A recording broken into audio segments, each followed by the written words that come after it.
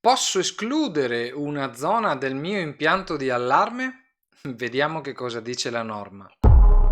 Ciao, sono Davide Marcomini, nella vita faccio l'installatore di sistemi di sicurezza, ma sono anche l'ideatore e fondatore del portale Top Security Advisor e autore della guida antifurbo. Nel canale aiuto l'utilizzatore a districarsi nel mondo dei sistemi di sicurezza. E come dicevo poco fa, nel video di oggi vorrei parlare di esclusione zone, ovvero una esclusione volontaria o obbligata dal fatto che magari una zona possa essere guasta, oppure come si faceva un tempo, programmata tramite configurazione di una zona autoescludibile al fine di poter lasciare una finestra aperta. Ecco, questa operazione si faceva spesso, personalmente non l'ho mai fatta, mi è sempre piaciuto poco questo modo di configurare un rilevatore o un contatto magnetico per poter dare la possibilità al cliente di lasciare una finestra aperta a piacere, perché poi inevitabilmente si poteva incorrere nel fatto che il cliente potesse lasciare le finestre aperte senza accorgersene e quindi avere parte di impianto non funzionante. Ecco, ma che cosa dice la norma, la CEI 79.3, in merito a questa cosa dell'esclusione delle zone?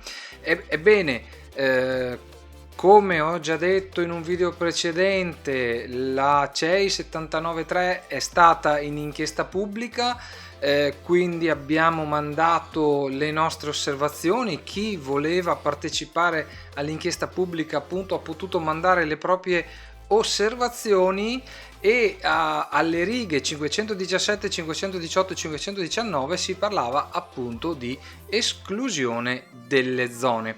Andiamo a vedere che cosa dice la norma e nel progetto, attenzione, quindi deve ancora essere rilasciata la versione ufficiale, ma nel progetto la norma diceva: nel caso in cui una sola zona o anche un solo rivelatore non si trovi nello stato di inserito, l'impianto o il sottoimpianto si definisce parzialmente inserito.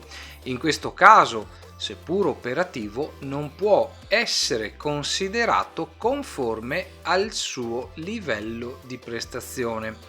Che cosa significa? Significa che se io ho fatto un impianto e quell'impianto deve rispettare il livello 2, il livello di prestazione 2, e escludo volontariamente o meno un rivelatore, quell'impianto non sarà più adeguato al suo livello di prestazione. La cosa dalla quale è scaturita la nostra osservazione è che in queste righe non si menziona se quel rilevatore, se quella zona potenzialmente esclusa o escludibile concorre o meno al raggiungimento del livello di prestazione. Cioè, scritta così, sembra che una zona esclusa, a prescindere dal fatto che possa concorrere o meno al raggiungimento del livello di prestazione,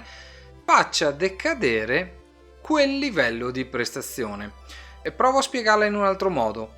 Se il mio impianto, grazie all'installazione di contatti magnetici e di effrazione, raggiunge il livello di prestazione 2, ma io ho voluto installare anche dei rivelatori esterni ed escludo per un motivo qualsiasi un rivelatore esterno, per come è scritto nella norma sembra che l'esclusione di quel rilevatore esterno, benché non concorra al raggiungimento del livello di prestazione, faccia decadere il livello di prestazione.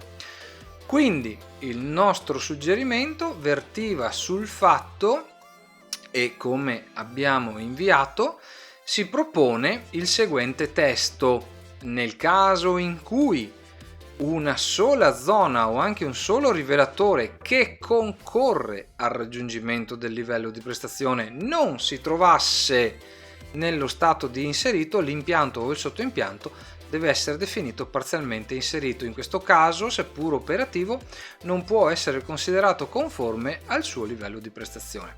Ecco, spero che la cosa sia abbastanza chiara. Che cosa abbiamo voluto suggerire al CEI? Al CEI abbiamo voluto suggerire che il livello di prestazione decada solo se la zona esclusa concorreva al raggiungimento di quel livello di prestazione. Ma se, come dall'esempio che ho fatto poco fa, io avessi installato qualche rilevatore ridondante o qualche rivelatore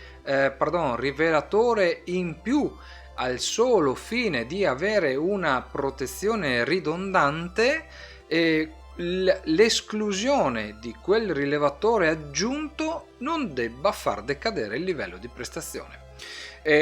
Questo suggerimento ci è stato accolto in parte nella misura in cui appunto si diceva che quel rilevatore deve concorrere al raggiungimento del livello di prestazione, e quindi probabilmente nella versione ufficiale della CEI 79.3 nuova edizione troveremo questo piccolo accorgimento, grazie anche al lavoro di chi come me, di chi come noi ha mandato le proprie osservazioni al CEI durante la fase di inchiesta pubblica. Ecco, spero di averti dato uno spunto utile sul quale riflettere anche in questo video. Ringrazio tutti coloro che si sono iscritti al canale. Se non l'hai ancora fatto, iscriviti, spunta la campanella per non perderti gli aggiornamenti che andrò a pubblicare in futuro. Ti aspetto nei prossimi video. Ciao!